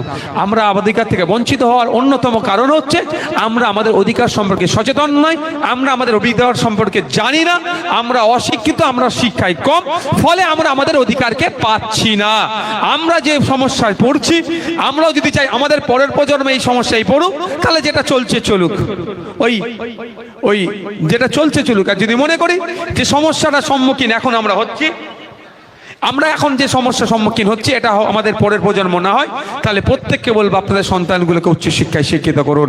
যদি একবেলা আপনাদেরকে উপোস থাকতে হয়, একবেলা উপোস থাকুন, একবেলা খাবেন না, একবেলা রোজাই থাকুন, কিন্তু আপনাদের সন্তানগুলোকে উচ্চশিক্ষায় শিক্ষিত করুন। তারপরেও বলবো আপনাদের ছোট ভাই, আপনাদের বিধায়ক আপনাদের জন্য সব সময় আছে। স্পেশালি বলছি পড়াশোনার জন্য আপনি আমাদের সাথে যোগাযোগ করতে পারেন, আমাদের অঞ্চল নেতৃত্বদের মাধ্যমে আসতে পারেন। কারো অর্থের অভাবে কারো বাড়ির সন্তানের না পড়াশোনা বন্ধ হয়ে যায়, যদি অর্থের প্রয়োজন হয় আমাদের সাথে যোগাযোগ করবেন, আমরা পর্যাপ্ত পরিমাণে আপনার সন্তানকে পড়াশোনার জন্য সে ব্যবস্থা গ্রহণ করব। নির্দ্বিধায় আপনারা আমাদের সাথে যোগাযোগ করবেন। এটা শুধুমাত্র আইএসএফ এর ভোটার, আইএসএফ এর সমর্থক নয়, এই মঞ্চ থেকে দাঁড়িয়ে বলছি এটা ওপেন টু অল, এই ভাঙড়বাসীর জন্য বার্তা দিচ্ছি। ইভেন যারা আমাদের বিভিন্ন ভাবে অনৈতিক ভাবে বিরোধিতা করে তাদেরকেও বলছি, এবং তৃণমূল কংগ্রেসকেও বলছি। এমনও অনেকে আছে তৃণমূল কংগ্রেসের আইডিওলজিতে বিশ্বাসী, কিন্তু আর্থিকভাবে সে স্বাবলম্বী নয়, তার ছেলেটার মেধা আছে, তার ছেলেকে পড়াতে পারছে না, তাদেরকেও বলছি গোপনে আমার সাথে যোগাযোগ করুন। আপনার পরিচয় গোপন রেখে আপনার সন্তানের পড়াশোনার জন্য, আপনার সন্তান যাতে উচ্চশিক্ষায় শিক্ষিত হয়, তার দায়িত্ব আপনাদের বিধায়ক নওশাদ সিদ্দিকী কাঁধে তুলে নেবে, আপনার পরিচয় প্রকাশ্যে আনবে না। আছি, প্রস্তুত আছি। আমরা চাই সুষ্ঠু সমাজ, আমরা চাই সেই সমাজ ব্যবস্থায়, যে সমাজ ব্যবস্থায় মারামারি, হানাহানি, খুনোখুনি থাকবে না। মহিলা তার ইজ্জত সম্মান নিয়ে বেঁচে থাকবে। 500 টাকা দিয়ে ভোটের জন্য ভিক্ষা, 500 টাকার ভিক্ষা নয়, মহিলা তার কাজ পাক, মাস গেলে সে 5000-এর আশপাশে ইনকাম করুক, এই সমাজ ব্যবস্থা করতে হবে। আমরা চাই কৃষক তার বাৎসরিক মাসিক ইনকামটা বেশি করুক, এই দাবি আমি করি। পরিশেষে দ্বিতীয় কথা হচ্ছে প্রথম শিক্ষা অর্জনের কথা, দ্বিতীয় কথা সৌজন্যতা রাজনীতি করবেন। আমি একটা উদাহরণ দেব। দেখুন, আমাদের মধ্যে এমনও আছে অনেক, যদি কেউ মারা যায়, ভিন্ন রাজনৈতিক দল করি, মুসলিম হলে কি করি, জানাজাতে উপস্থিত থাকি, কবরের দাফন কাফন যতক্ষণ না হচ্ছে তাই আমরা সেখানে। হিন্দু হলে কি করি, শ্মশান অব্দি যাই, দাহ করা পর্যন্ত আমরা ওয়েট করি। খ্রিস্টান হলেও তাদেরকেও দাহ করে, কবরস্থ করে, সে অবধি থাকি। তখন আমরা কি বলি, সে আমার অন্য রাজনৈতিক দল করলো, কি বলি তখন, ও কাকাটা খুব ভালো ছিল, ও জ্যাঠাটা যা ভালো লোক ছিল না, ও দাদার মতো লোক ছিল না। যখন মরে গেছে তখন দাদার কত সুনাম আমরা করছি, সেই দাদাই যখন বেঁচে ছিল মিথ্যা কেস দেবো কিভাবে, সেই দাদার পা ভাঙবো কি করে, সেই দাদা কেন আমার ভুলটাকে ধরিয়ে দিচ্ছে, সেই দাদার উপরে অত্যাচার কিভাবে করব, সেই লেগে পড়েছিলাম। সেই দাদা, কাকা, জ্যাঠা, মামা, চাচা যখন মারা গেল, সম্প্রীতি তারপরে মানে তার প্রতি ভালোবাসা, সৌজন্যতা যেন উতলে উঠছে। আমি প্রত্যেককে বলবো, যদি সৌজন্যতা জীবিত অবস্থায় না, মৃত গেলেও, মারা যাওয়ার পর তাকে আমরা সম্মান অবশ্যই জানাবো, কিন্তু জীবিত অবস্থায় যদি আমরা সৌজন্যতাটা বেশি দিই, তাহলে মারা যাওয়ার পরও আমাদের অটোমেটিক্যালি সেটা হয়ে যাবে, বাই নেচার হয়ে যাবে। আর এখন যদি আমরা জীবিত অবস্থায় থাকি, ওটা মন থেকে বলা হলো না, ওটা নাটক করার জন্য অমুক লোক ভালো ছিল বলা হবে। তাই আপনাদের প্রত্যেককে বলবো, ওপরের নেতাগুলো দেখুন কত সুন্দর সৌজন্যতার রাজনীতি করছে, আমরা বুথ স্তরে ওই সেই সৌজন্যতার রাজনীতি করব। আপনি এখানে যারা আছেন আইএসএফে, তাদেরকে বলবো, ওরা যদি এসি রুমে বসে চা খেতে পারে, আপনারা নন এসিতে হলো, কে তৃণমূল, কে বিজেপি, কি আইএসএফ, কে কংগ্রেস দেখতে যাবেন না। আপনার বিরোধী রাজনীতি করতে কি হয়েছে, ভোটের সময় তো মতনৈক্য হয়েছে, আমাদের কর্মীদের মারধর করেছে, গুলি করেছে, আইনের মাধ্যমে বুঝে নেব, কিন্তু দিনের শেষে প্রতিবেশী আপনারা এক জায়গায় বসে যাতে চা খাওয়া যায়, সেই পরিবেশ আপনাদেরকে গড়ে তুলতে হবে। আমার ভরসা, বিশ্বাস আইএসএফই সেই পরিবেশ গড়ে তুলতে পারবে। কারণ আইএসএফ এত মারধর খাওয়ার পরেও এত স্যাক্রিফাইস করছে কেন, সেই সুন্দর এক সকালের জন্য, যেই সকাল হলে ভাঙড়বাসীকে আর বোমগুলি পিস্তল দিয়ে দেখবে না, ভাঙড়বাসীকে মডেল হিসাবে দেখতে থাকবে, সেই সকালের অপেক্ষায় আছে। বাকি 293টা বিধানসভা যেন ভাঙড় ভাঙড় করে বলে, ভাঙড়কে মডেল হিসাবে দেখে, সেই সকালের অপেক্ষায় আছি। সেই সকাল পেতে গেলে আগে আমাদের যারা রাজনৈতিকভাবে বিরোধী তাদেরকে একসাথে সৌজন্যের পরিবেশ আমাদেরকে তৈরি করতে হবে। কি হবে তো নাকি ভাই? সৌজন্যের পরিবেশ করতে হবে। তৃতীয় নম্বরে আসছি, আমরা প্রশাসনকে অনেক কথা বলি, হ্যাঁ, যারা সমালোচনার যোগ্য তাদেরকে সমালোচনা করি, যারা স্যালুট পাওয়ার যোগ্য তাদেরকে আমরা স্যালুট দিই। তারপরেও বলবো প্রশাসন আমাদের বন্ধু, আমরা কোনো সময় আইন হাতে তুলে নেব না। প্রশাসনের যারা অনৈতিক কাজ করছে ঠিক জায়গায় জায়গায় চিঠি করে রাখা হচ্ছে, ঠিক সময় সময় তাদেরকে খেলা হবে। কি খেলা হবে? বড়শি দিয়ে কলকাতা হাইকোর্টে যে খেলা হবে। আপনার এলাকার থানাকে অর্ডার করেছিল কলকাতা হাইকোর্টের বিচারপতি যে গণনা কেন্দ্র নমিনেশন কেন্দ্রে এসকর্ট করে নিয়ে যাবে, নিয়ে আসবে, সে কিন্তু করেনি থানা। সেগুলো আছে, ঠিক সময় খেলা হবে। খেলা হওয়ার কথা বলে না, কোর্টে ওরা যে খেলবে, কত খেলতে পারে। তো আইনের মাধ্যমে বুঝে নেব প্রশাসন বন্ধুকে আপনারা সবসময় সহযোগিতা করবেন।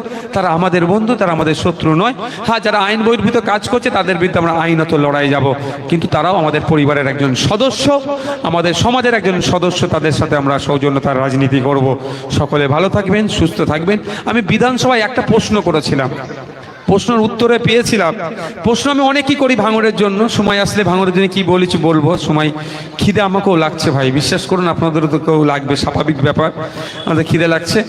তো আপনাদের বলবো, বিধানসভায় একটা প্রশ্ন করেছিলাম, ভাঙড় বিধানসভায় কত কৃষক আছে। একাধিক বিষয়ে প্রশ্ন করি, আপনাদের দোয়া আশীর্বাদে আপনি যেরকম পাঠিয়েছেন, চুপ করে বসে থাকতেও যাই না। আর ওই কি বলে আপনারা, কি বলে না, ভয়ে এক কোণে বসে থাকবো, ওটাও নয়। ভাঙড়ের মানুষ দোয়া আশীর্বাদে আমাকে পাঠিয়েছে। কারো ছবি নিয়ে আমি বিধানসভায় যাইনি, দিদির দাদার ছবি নিয়ে আমি যাইনি। বড় ভাইজানের দোয়া, সবার আপনাদের সহযোগিতাতে আমরা গিয়েছি। আর বড় ভাইজানের লক্ষ্যটাই তো সমাজ ব্যবস্থা পরিবর্তন করা। তো আমি বিধানসভার মধ্যে গিয়ে একাধিক বিষয়ে আপনাদের কথা বলি, রাজ্যবাসীর কথা বলি। যেটা বলছি, একটা প্রসঙ্গ বলছি এখানে, যে ভাঙড় বিধানসভায় কত কৃষক আছে। যে তথ্য দিয়েছিল, প্রায় ৭৫,০০০ মতো কৃষক আছে ভাঙড় বিধানসভায়, দুটো ব্লক মিলিয়ে, ওইদিকে 3টে অঞ্চল, এদিকে 10টা অঞ্চল মিলিয়ে। তারপরে আমার প্রশ্ন ছিল কতজন, আরও একটা প্রশ্ন ছিল যেটা মারাত্মক প্রশ্ন, সেটা হচ্ছিল কতজন কি বার্ধক্যে উপনীত হয়েছে, 60 বছরের ঊর্ধ্বে এ ধরনের কৃষক কত আছে, এবং কতজন কৃষক ভাতা পাচ্ছে। কতজন কৃষক ভাতা পাচ্ছে, কজন আছে সেই প্রশ্নটা আমার করা হয়নি। কতজন কৃষক ভাতা পাচ্ছে খোঁজ নিয়ে দেখলাম, মাত্র আমাকে উত্তর দিয়েছে মাত্র 470 জন মতো ভাঙড়ে নাকি 60 বছরের ঊর্ধ্বে কৃষক আছে, যারা আর্থিকভাবে দুর্বল, তারা মাত্র এই ধরনের আছে। 60 বছরের ঊর্ধ্বে মাত্র 470 জন মতো। এবার আপনারা বলুন, এখানে তো অনেক কৃষক আছেন, 60 বছরের বেশি বয়স কৃষকও অনেক আছে। টোটাল ভাঙড়ে 13টা অঞ্চলে মাত্র 469 জন হবে। এটা কি মেনে নেওয়া যায়? আমি সঙ্গে সঙ্গে মন্ত্রীকে প্রশ্ন করলাম যে না, আমার ভাঙড় বিধানসভা এর থেকে বেশি কৃষক আছে যাদের 60 বছরের ওপরে বয়স, যাদের কৃষক ভাতা পাওয়া দরকার, যারা আর্থিকভাবে দুর্বল, প্রায় এরকম 1000 খানেকের ওপরে আছে। তখন মন্ত্রী মহাশয় আমাকে একটা উত্তর দিয়েছেন, সত্যি যেটা ভালো লেগেছে সেটা বলবো, যে এই ধরনের যদি কেউ থাকে অ্যাপ্লিকেশন করুক, আমরা তাদেরকে ভাতা দেব। তাই আপনাদের বিধায়ক দায়িত্ব নিচ্ছে, আপনাদের 60 বছরের ঊর্ধ্বে যে কৃষকগুলো আছেন, কৃষক ভাতা পাচ্ছেন না, আপনারা অ্যাপ্লিকেশন করে রিসিভ কপি আমাকে দেন। আমি মন্ত্রী যেহেতু বলেছে, আমি সেই মন্ত্রীর কাছে রিসিভ কপিগুলো নিয়ে যেয়ে দেব, এবং আপনাদের যাতে দ্রুত কৃষক ভাতা পাওয়া যায় তার ব্যবস্থা আমি করব। আর একটা কথা, আমি আরেকটা মন্ত্রীকে প্রশ্ন করেছিলাম, ভাঙড়ে যখন আমি বিভিন্ন সময়ে ঘুরেছিলাম, এখনো ঘুরছি, এখন সময় স্বল্প, আপনারা আমাকে যে দায়িত্ব তুলে দিয়েছেন, শুধু ভাঙড়ের নয়, সারা রাজ্যে যেখানে অন্যায় অত্যাচার হচ্ছে আমাকে ছুটে যেতে হচ্ছে। ভাই, আমি গর্বিত, আপনারা আমাকে যে দায়িত্ব তুলে দিয়েছেন, আমার যে ডেজিগনেশনটা আমরা পেয়েছি, সেটা হচ্ছে আপনারা দিয়েছেন আমাকে। এটা কিনা যায় না, এটা মানুষ না চাইলে কেনা যায় না, যে সম্মানটা আপনারা দিয়েছে। তো আমি আর একটা প্রশ্ন করেছিলাম, যে 60 বছরে এমন আমার ভাঙড় বিধানসভায় এমন অনেক লোক আছে, মহিলা আছে, পুরুষ আছে, যারা 2011 সালের আগে ভাতা পেত, নতুন সরকার এসে তাদের ভাতা বন্ধ করে দিয়েছে, বা লাস্ট 2-4 বছর আগে পর্যন্ত তারা ভাতা পেত, কিন্তু সরকার তাদের ভাতা বন্ধ করে দিয়েছে। কি করতে হবে? তারা কিন্তু একাধিকবার অ্যাপ্লিকেশন করেছে। আমাকে নারী ও শিশু সুরক্ষা দপ্তরের মন্ত্রী বলেছে, এই ধরনের যদি কেউ পেয়ে থাকে, এই ধরনের যদি কারোর সাথে বন্ধ হয়ে থাকে, সে যদি ভাতা পাওয়ার যোগ্য, তাদের ডিটেলস তারা চেয়েছেন, তারা ডিটেলস দিলে মন্ত্রী মহাশয়া বলেছেন তাদের ভাতা আবার পুনরায় চালু হয়ে যাবে। তো এই ধরনের যদি কেউ এলাকা থেকে থাকেন তাদের কাগজপত্রগুলো নিয়ে আমাদের অঞ্চল নেতৃত্ব যারা আছেন, বুথের যারা নেতৃত্ব আছে তাদের মাধ্যমে আমার কাছে পৌঁছে দেবেন। আপনাদের বিধায়ক আপনাদের সুখ দুঃখের জন্যই তো আমাকে বিধানসভায় পাঠিয়েছেন, আপনাদের চাওয়া পাওয়ার জন্যই তো বিধানসভায় পাঠিয়েছেন, সেইগুলো আমি কনসার্ন ডিপার্টমেন্টাল মিনিস্টারকে জানাবো। অনেক আপনাদের জন্য দাবি তুলেছি স্বল্প সময়ের মধ্যে, যেগুলো আপনাদের প্রয়োজন সে কথা বলেছি। কলেজের প্রয়োজন, লাইব্রেরির প্রয়োজন আছে, স্পোর্টস কমপ্লেক্সের প্রয়োজন আছে, হিমঘরের প্রয়োজন আছে, যেগুলো কাঠের ব্রিজগুলোকে কংক্রিটের ব্রিজ করতে হবে, রাস্তাঘাটের প্রয়োজন আছে, স্কুলের প্রয়োজন আছে, অনেক বিষয় আপনাদের যেগুলো প্রয়োজন আছে আমি মাঝে মধ্যে ঘুরি আর জিজ্ঞাসা করে করে দেখি। এখানে অনেক কটা এনজিও আছে, সেই ভাইদেরকেও আমি জিজ্ঞাসা করি, তারাও আমাকে অনেক সহযোগিতা করে, তাদেরকেও ধন্যবাদ জানাই। হয়তো তারা প্রকাশ্যে আসতে পারে না, কিন্তু তারাও চাই ভাঙড়ের উন্নয়ন হোক, তারাও আমাকে অনেক ডেটা দিয়ে সহযোগিতা করে। সকলের ঐক্যবদ্ধ প্রচেষ্টাতে যেগুলো ভাঙড়ের মানুষের আশু প্রয়োজনে ইমিডিয়েটলি দরকার, সেইগুলোকে আমি বিধানসভার মধ্যে বলি কনসার্ন ডিপার্টমেন্টাল মিনিস্টারের কাছে এবং ডিপার্টমেন্টকেও বলি। কিন্তু এরা এত প্রতিহিংসা পরায়ণ হয়ে আছে, এরা ভাঙড়বাসীর উন্নয়ন হোক এরা চায় না। এরা ভাঙড়বাসী মারামারি করুক, গোলাগুলি করুক, মারুক, বোম বাঁধুক, এরা ভাঙড়ে তৃণমূলের তাকেই দায়িত্ব দেবে। এই তো তুই বোম বাঁধিস, যার নামের সাথে যুক্ত আছে, যাকে ন্যাশনাল হিউম্যান রাইটস কমিশন বলেছে নটোরিয়াস ক্রিমিনাল, যে অধ্যাপিকাকে জগ ছুঁড়ে মারে, তৃণমূল তাদেরকে বড় বড় পদ দেবে। ভাঙড়ে কি শিক্ষিত তৃণমূলের নেতা নাই? আমি তো চাইছি তারা আগিয়ে আসুক, তাদের হাতে দায়িত্ব হলে, যারা সামাজিক ভাঙড়ে তৃণমূলের নেতা, তাহলে এই মারামারি হানাহানি হবে না। কিন্তু তাদেরকে দেবে না। ওরা তো চাইছে, তৃণমূল বড় নেতারা তো চাইছে ভাঙড়ে অশান্তি হয়ে থাকুক, গুপ্তাপ্ত থাকুক, এটা চাইছে ওরা। ভাঙড়ের রক্তপাত হোক এটা চাইছে। ভাঙড়ের মানুষ রক্তপাত প্রাণহানি চায় না, ভাঙড়ের মানুষ রক্তদানী ভাঙড়ের পরিচয় হোক এটা চাই। তার প্রমাণ গত বছরে দেখিয়েছে, এই বছরেও দেখাচ্ছে, আগামীতেও দেখাবে। কোন রকম অপশক্তির অপচেষ্টাকে ভাঙড়ের মানুষ প্রশ্রয় দেবে না। ভাঙড়ের সম্প্রীতি, ভাঙড়ের ঐক্য, ভাঙড়ের সৌহার্দের পরিবেশ, ভাঙড়ের রক্তদাতাদের যে গঞ্জ, সেটা সারা রাজ্যে ছড়িয়ে পড়বে। আমি গর্ব করে বলি, বিভিন্ন সময় বিভিন্ন ভাঙড়কে নিয়ে যখন যারা কুলসিত করার চেষ্টা করে, আমি বলি রাজ্যের বিভিন্ন জায়গায় বিভিন্নভাবে বিভিন্ন সময় আমরা দেখেছি কোনো বিষয়, ছোট্টখাটো বিষয় অনেক সময় ধর্মীয় টেনশন হয়, যেটা মোটেও কাম্য নয়। কিন্তু ভাঙড় দেখে নেন, ভাঙড়ে গিয়ে বলতে পারবেন না ওই ধরনের কোনো ঘটনা ঘটেছে। ভাঙড়ের রাম রহিম কাঁধে কাঁধ মিলিয়ে এক জায়গায় বসবাস করে। একদিকে মন্দিরের ঘন্টা হবে, একদিকে ঈদগাহ নামাজ হবে। এটা হচ্ছে আমাদের ভাঙড়ের পরিচয়। সারা রাজ্যকে এই বার্তা দেয়, সম্প্রীতির বার্তা, ঐক্যের বার্তা। এটাই আশা করবো আগামী দিনে বরকরার থাকবে। কোন রকম অপশক্তি, সাম্প্রদায়িক শক্তি, আমাদেরকে বিভেদগামী শক্তি আমাদেরকে বিচ্ছেদ করতে পারবে না। আমরা দীর্ঘদিন ধরে যেভাবে আমরা একসাথে বসবাস করেছি, একসাথে ওঠাবসা করছি ভাঙড়বাসী, এটাই আমাদের পরিচয় থাকবে, আমরা ভাঙড়বাসী। কি হবে তো নাকি ভাই? সকলে ভালো থাকবেন, সুস্থ থাকবেন। রক্তদান পর্ব চলছে, এখন বক্তব্য পর্ব এখানেই পরিসমাপ্তি ঘটছেন। আজকে সবার সভাপতি বা সঞ্চালক শেষ করবেন, কিন্তু রক্তদান চলছে। যারা রক্তদান করতে ইচ্ছুক বা রক্তদান করবেন তাদেরকে বলছি, আপনারা ভারী খাবার খাবেন না, হালকা খাবার খেয়ে আপনারা রক্তদান করুন। সকলে ভালো থাকবেন, সুস্থ থাকবেন। ধন্যবাদ। আমাদের মধ্যে একজন এসে উপস্থিত হয়েছে, সে আসতে পারেনি, জেলবন্দি ছিল একজন, নির্রেজা, একটু আসুন। এবং ও দুবার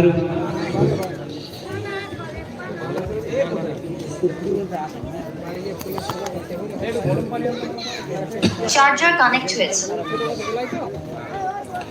যারা রক্ত দিবেন তারা রক্ত দিতে এগিয়ে যাবেন, কারণ সময় অতিবাহিত হয়ে আসছে। ডাক্তারবাবুরা সেই সকাল 9টায় এসেছেন এবং সেই 9টা থেকে চলছে, তাদেরকে ফিরতে হবে, রক্তগুলো নির্দিষ্ট জায়গায় পৌঁছাতে হবে। তাই অতিরিক্ত সময় বিলম্ব না করে যারা রক্ত দিবেন, নাম লিখিয়েছেন, তারা রক্ত দান প্রাঙ্গণে প্রবেশ করিয়ে তারা রক্তটা দিয়ে দেবে।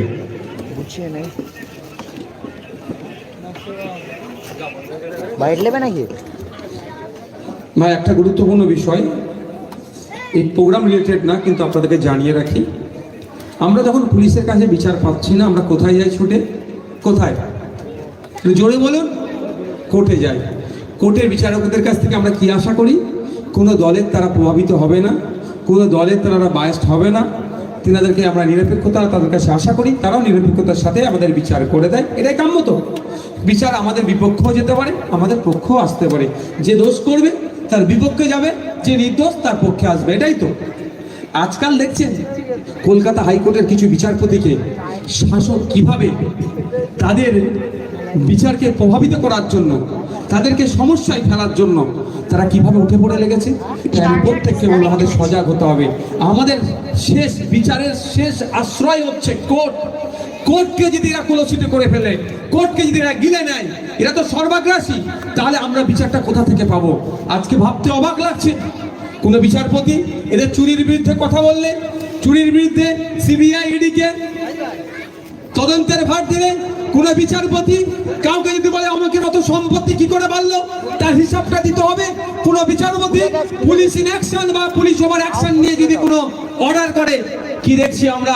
যে সমস্ত বিচারপতিরা ন্যায়কে প্রতিষ্ঠার জন্য তাদের ক্ষমতার সর্বোচ্চ ক্ষমতা লাগিয়ে জনগণের কথা ভেবে, গণতন্ত্রের কথা ভেবে, বিচারের ব্যবস্থার কথা ভেবে যে রায়গুলো দিচ্ছে, অনেক ক্ষেত্রে শাসকের বিপক্ষে যাচ্ছে। শাসকের এতে ঈর্ষা হচ্ছে, শাসকের এতে হিংসা হচ্ছে। শাসক সুকৌশলে তার গুন্ডামস্তান দিয়ে কারো বাড়ির কাছে পোস্টার লাগিয়ে দিচ্ছে, কারো স্বামীকে দেখে ডিস্টার্ব করছে সিআইডি দিয়ে, কারো এজলাস বয়কট করছে, কারো নামে মিথ্যা ভাবে তাকে আক্রমণ করছে, কোন সময় মিডিয়ার মাধ্যমে কাউকে বসিয়ে দিয়ে সেই সমস্ত বিচারপতিদেরকে তারা কুলসিত করার চেষ্টা করছে। তাই আমি একজন জনপ্রতিনিধি হিসাবে মানুষের কাছে আহ্বান রাখতে চাই, আগিয়ে আসুন, গর্জে উঠুন। আমাদের বিচারের শেষ স্থলটা যদি আজ কুলসিত হয়ে যায়, আমাদের বিচারের শেষ স্থলটা যদি আজকে কারো কুক্ষিগত হয়ে যায়, তাহলে আমরা কোথায় বিচার পাবো? তাই আমি আপনাদের বলবো, যে সমস্ত সাহসী বিচারপতিরা আজকে আমাদের কথা ভেবে, জনগণের কথা ভেবে, ন্যায়ের জন্য তাদের শিরটা সোজা রেখে তারা কাজ করে যাচ্ছে, তাদেরকে যদি শাসক নামক কোন যন্ত্র ডিস্টার্ব করতে যায়, আমরা সেই শাসক নামক যন্ত্রকে গণতান্ত্রিক প্রক্রিয়াতে সেখান থেকে আমরা বিসর্জন দেব, সেখান থেকে তাদেরকে গঙ্গায় ছুঁড়ে ফেলবো। হবে তো নাকি ভাই? আমার যদি আজকে বিচার ব্যবস্থার জজেদেরকে ভয় পাইয়ে দেয়, যদি তারা ভয় পাবে না, কিন্তু সে চেষ্টা করছে। আজকে একটা পত্রিকায় দেখে আমি ভয় পেয়ে গেলাম রীতিমতো। এক বিচারপতির স্বামীকে সিআইডি ডেকেছিল, ডেকে দীর্ঘক্ষণ তাকে বসিয়ে রেখেছে। ইন্টারোগেশন করতেই পারে, কিন্তু এমন কিছু অন্যায় করেছে তার সাথে ওখানে বসিয়ে। সেই জন্য সেই বিচারপতির স্বামী, সে নিজে একজন অ্যাডভোকেট, তাকে যদি এরকম তার সাথে খারাপ আচরণ করে, তাহলে সাধারণ মানুষের সাথে কিভাবে করছে ভাবতে পেরেছেন? সেই অ্যাডভোকেট মহাশয় রাষ্ট্রপতিকে চিঠি করেছে, প্রধানমন্ত্রীকে চিঠি করেছে, মুখ্যমন্ত্রীকে চিঠি করেছে, রাজ্যপালকে চিঠি করেছে যে তার সাথে কিভাবে আচরণ করা হয়েছে। ভাবুন, ভাবার সময় এসেছে, ভাবা প্র্যাকটিস করুন। তো আমাদেরকে তৈরি হয়ে থাকতে হবে। আগামী দিনে যদি বিচারপতিদের সম্পর্কে এই ধরনের কেউ মন্তব্য করে, যারা সোজা রেখে ন্যায়কে প্রতিষ্ঠা করার জন্য তাদের সর্বোচ্চ ক্ষমতা লাগাচ্ছে, তাদেরকেও যদি কেউ ডিস্টার্ব করে অথবা তাদের নামে এই ধরনের কুৎসিত করে, আমরা কিন্তু গণতান্ত্রিক প্রক্রিয়ায় জবাব দেবো। এই প্রস্তুত আমাদেরকে থাকতে হবে। কি রাজি আছেন তো নাকি ভাই? রাজি আছেন তো নাকি? প্রয়োজনে তাদের জন্য কলকাতা রাজপথে আমাদের যদি যেতে হয়, যাবেন তো নাকি? এটা মাথায় রাখবেন। এটা এখানে কোনো বিচারপতির ফ্যাক্টর নয়, বিচারপতিরা প্রশ্ন নয়। ওই সিটটাকেও যদি আজকে প্রভাবিত করে দেয়, ওই সিটটাকেও যদি আজকে কিনে নেয়, আপনি তাহলে কোথায় গিয়ে আর বিচারটা পাবেন? আপনার সাথে অন্যায় হচ্ছে, আপনি লোকাল থানাতে যাচ্ছেন, সে লোকাল থানা আপনাকে বিচার দিচ্ছেন না, অবশেষে আপনি কোর্টের দ্বারস্থ হচ্ছেন। সেই কোর্টের বিচারকের চেয়ারটাকে এরা কুলসিত করার চেষ্টা করছে, সেই কোর্টের বিচারকের কেউ আটকিরা প্রভাবিত করার চেষ্টা করছে। আপনি জনগণ যদি সজাগ না থাকি, ওই সিটটা কিন্তু কুলসিত হয়ে যেতে পারে।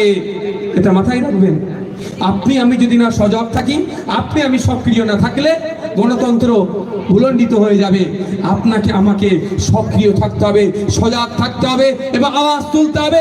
ওই সমস্ত বিচারপতির পাশে থাকতে হবে যে সমস্ত বিচারপতিরা আমাদের জন্য, সমাজের জন্য, দেশের জন্য, ন্যায়ের জন্য, সমাজকে দুর্নীতি মুক্ত করার জন্য যারা নিয়োজিত আছে, তাদেরকে যারা ডিস্টার্ব করছে তাদের বিরোধিতা করে, যারা ন্যায়কে প্রতিষ্ঠা করার চেষ্টা করছে, তাদের কলমের মাধ্যমে, তাদের ক্ষমতার মাধ্যমে, তাদের অর্ডারের মাধ্যমে তাদের পাশে আমরা সর্বোচ্চ দিয়ে থাকবেন তো নাকি ভাই? যদি আগামী দিনে কলকাতার রাজপথে যেতে হয়, ভাঙড়বাসী যাবে তো? ভাঙড়ের মায়েরা যাবেন তো আগামী দিনে? আগামী 21শে জানুয়ারি কলকাতা রাজপথে আবার দেখা হবে। মায়েরা, গতবারে বাপেরা গিয়েছিল, ভাইরা গিয়েছিল, এবারে মা বোনেদেরকেও যেতে হবে। হকের আদায়ের জন্য, হককে প্রতিষ্ঠা করার জন্য আগামী 21শে জানুয়ারি সকাল 10টার মধ্যে কলকাতা রাজপথে আবার আপনাদের সাথে আমাদের দেখা হবে। রাজ্য কমিটির সাথে রাজ্যের বিভিন্ন কর্মীদের এক জায়গায় আমাদের দেখা হবে 21শে জানুয়ারি। আবার কলকাতা রাজপথে চলুন। সকলে ভালো থাকবেন, সুস্থ থাকবেন। সেখানে গিয়েও জজেদের সাথে সহ যে অধিকার নিয়ে কীভাবে কী হচ্ছে সে বিষয়ে আমাদের যারা এক্সপার্ট আছে সে বিষয়ে আলোচনা করবে। সকলে ভালো থাকবেন, সুস্থ থাকবেন। ধন্যবাদ। একটুক্ষণ হয়েছে লাস্টে দিন।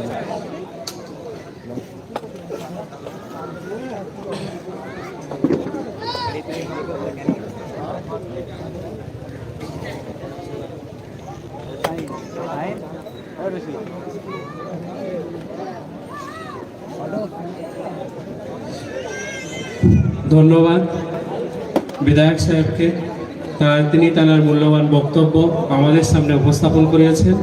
এখন আপনারা ধীরে স্থিরভাবে সকলে বসে থাকবেন। আর যারা রক্ত দিতে বাকি আছে তারা একটু দ্রুততার সহিত রক্ত দিয়ে দেবেন।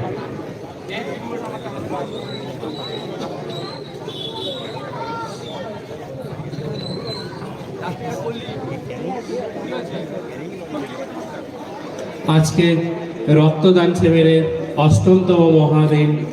এই ৮ম মহাদিনে ভোগালী ১ নম্বর অঞ্চল কমিটির পরিচালনায় যে রক্তদান উৎসব অনুষ্ঠিত হয়েছিল তার শেষ লগ্নে আমরা অতিবাহিত হয়ে এসেছি।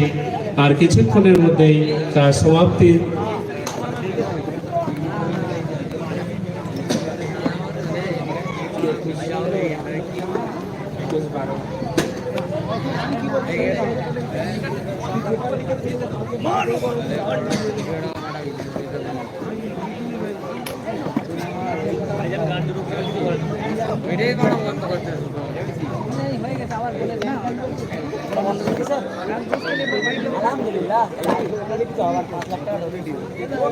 বক্তব্যটা শালা ওখান থেকে কারেন্ট খুলে দিয়েছে,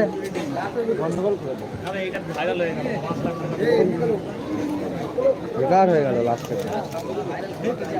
হ্যাঁ আগে হোক ভাইরাল নাকি।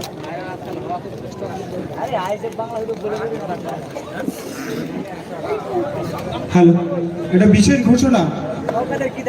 আমাদের একজন কর্মী 50টা টাকা রাস্তায় পেয়েছে। যদি কারোর হয়ে থাকে ওই টাকাটা সে নিয়ে যাবেন স্টেজ থেকে, আমাদের স্টেজে জমা রাখা আছে।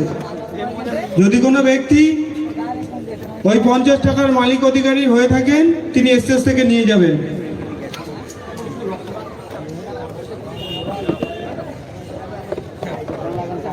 আচ্ছা, আমাদের রক্তদান পর্ব এখনো চলছে। যারা যারা রক্ত দিতে ইচ্ছুক তারা আমাদের রক্তদান গ্রাউন্ডে চলে যান। এখনো আমাদের রক্তদান পর্ব চলছে, আপনারা সেখানে চলে যান।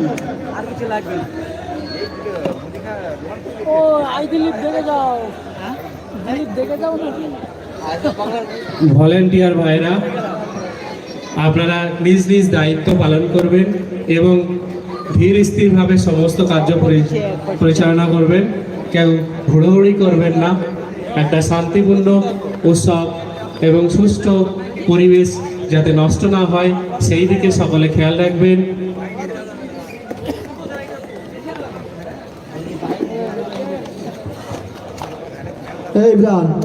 ইমরান ইয়ার কি করছিস কেন? মানে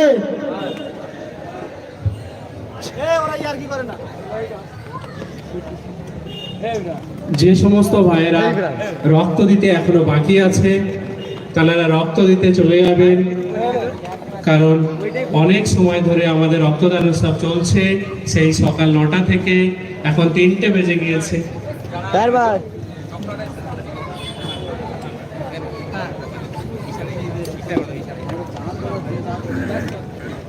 বাইক দেবে।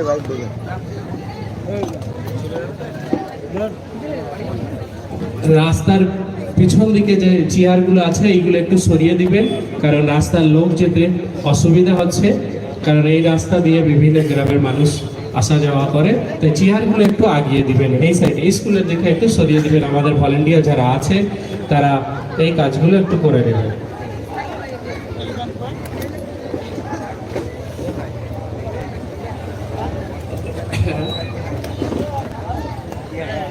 হ্যাঁ ভাই, আমার এই নীল আউটপুটটা খুলে দিতে পারো না? এই তো নীল নীল। ভাঙড় বিধানসভায় যে 10 দিন ব্যাপী রক্তদান মহোৎসব চলছিল, আজকে তার 8ম দিন। এই 8ম দিনে ভোগালী 1 নম্বর ওয়ার্ড অঞ্চল কমিটির পক্ষ থেকে যে রক্তদান উৎসব অনুষ্ঠিত করা হয়েছিল, তার শেষ লগ্নে আমরা পৌঁছে গেছি। যারা রক্ত দিতে এখনো বাকি আছে তারা তারা রক্তদান প্রাঙ্গণের ভিতরে প্রবেশ করবেন। আর সময় বিলম্ব করিবেন না।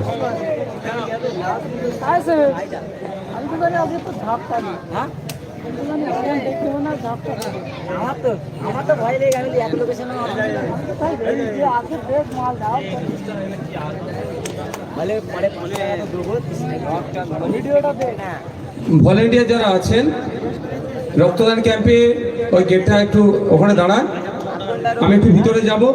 এই কারিবুল, ওখানে ওখানে ভলেন্টিয়ারদেরকে দাঁড় করিয়ে দাও, সাধারণ মানুষরা তখন ঢুকে।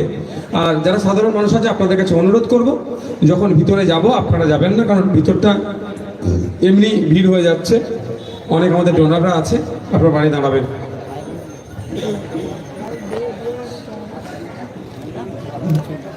গোলাপেরটা পাঠিয়ে দিই।